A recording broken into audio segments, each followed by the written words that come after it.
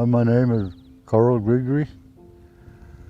My birthday is October 1st, 1956. I was born in Nikolai. My father, his name was Gregory Jr. Everybody used to call him Doc. The clinic is named after him in Nikolai. Uh, he was a health aide for like over 45 years, I think, until he retired.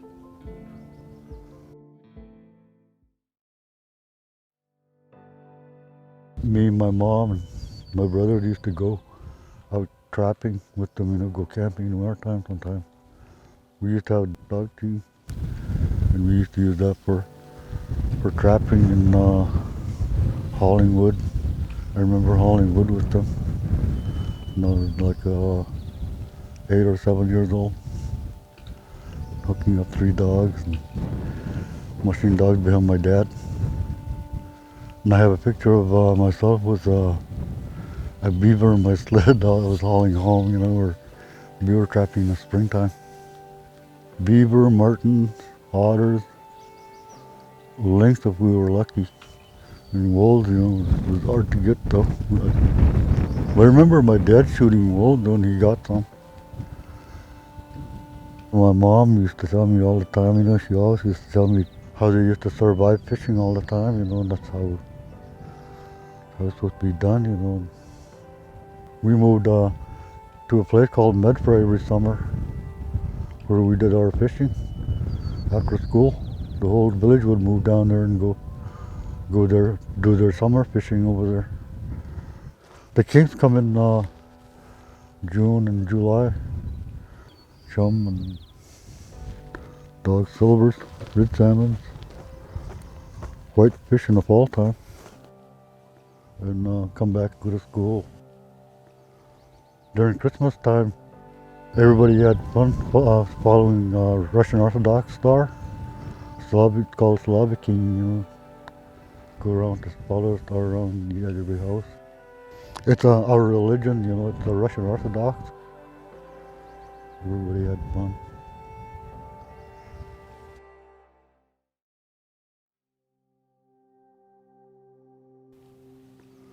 My first memories of Nikolai. I remember starting school, but I remember my teacher slapping me in the hands, not to speak English. I think that's the first thing I remember at one time. But I grew up pretty kind of like a rough life. We were all getting into a fight in school because of alcohol. Alcohol took most of my life over at the age of maybe 10 or 11. And I was like about 13 or 12 when I got kicked out of school, I think, maybe 14. Nearly all my friends were alcoholics.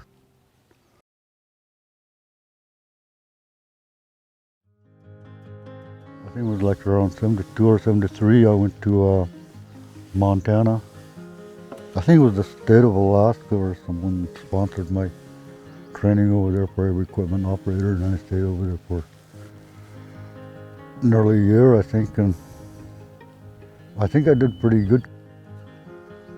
I did that for a while until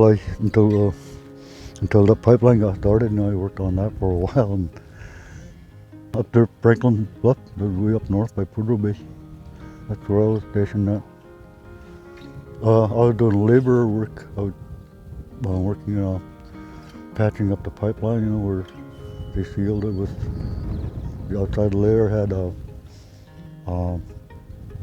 some kind of seal on it, and there was torn holes in those, and I'd repatch those for them. That was my job. Yeah, I did firefighting all my life. That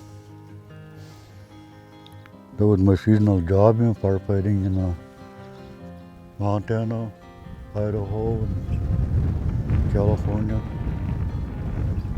and Wyoming, Oregon, Washington. It was mostly Working fire line like this, cutting up fire line and um, direct attacking it sometimes, setting up Mark 3s, they're water pumps. You could hook up hose to like about 1,000 feet of it and make a fire line with that. But sometimes you can't do it, or it's too hot. You just have to let it burn until it slows down. But it's really dangerous work too. It was way too hot and poisonous bugs everywhere.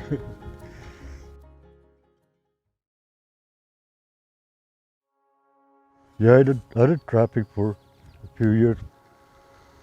We used to have dogs, and then the snow machines took over our lives too. Polaris and then Arctic Cat, to 15 to 20 horse motors inside of it. But they were cool. We went through a lot of snow machines after, and then our dogs died off after about the 70s maybe. But it costed more money, I think, because we had to buy parts sometimes.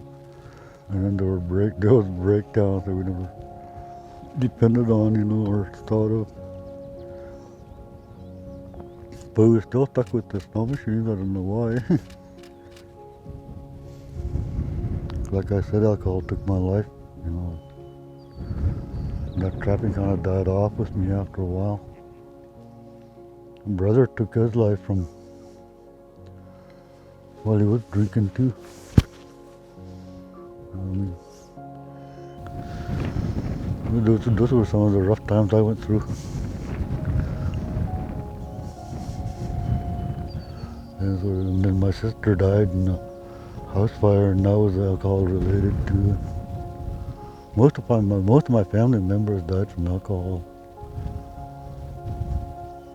And my mom passed away in March 1977.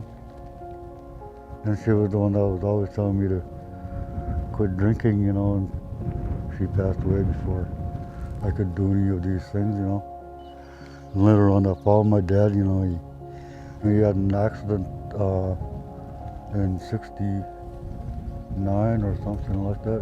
A log fell over him when he was logging, and it busted his body up. And I was his caretaker.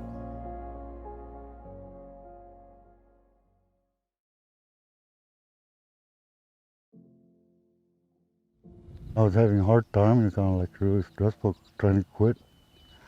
And later on, I followed my dad.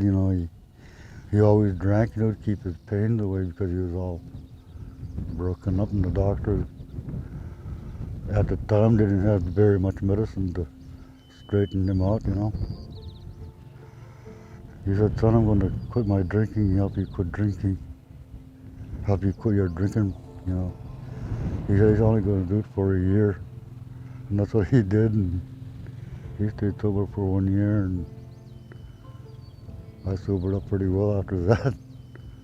Finally quit in June 6, 1996, and I survived, and I never drank ever since. No more. 1 year at a time, they put titanium hips on him, and he was walking good again. I couldn't believe it, man. He lived until he was 80. He was pretty strong. He said the only reason why I lived that long was because I drug him I drug him that far along. He always used to laugh at me. He always used to say, "Son, I don't know why you're dragging me along for." He always used to laugh at me, asking me why I was doing that for him, because he's my father. I tell him he's my dad. He started doing everything, though, the clinic over there, and he was pretty good at his job. 45 years saving people.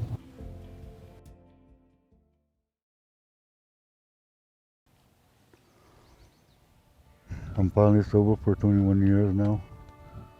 I survived cancer for the past 24 months. I'm at the winning battle. I'm at the winning end of it right now. I know what it feels like to be hurting. I know the life I lead right now after all that, I'm helping them. I'm just doing my best to help these young people around here. My advice, if I seen somebody having a hard time like that with alcohol, go to that recovery camp up this Yukon River at Minto. I went there once. It was a good camp. I feel that kind of really helped me out too. Anyways,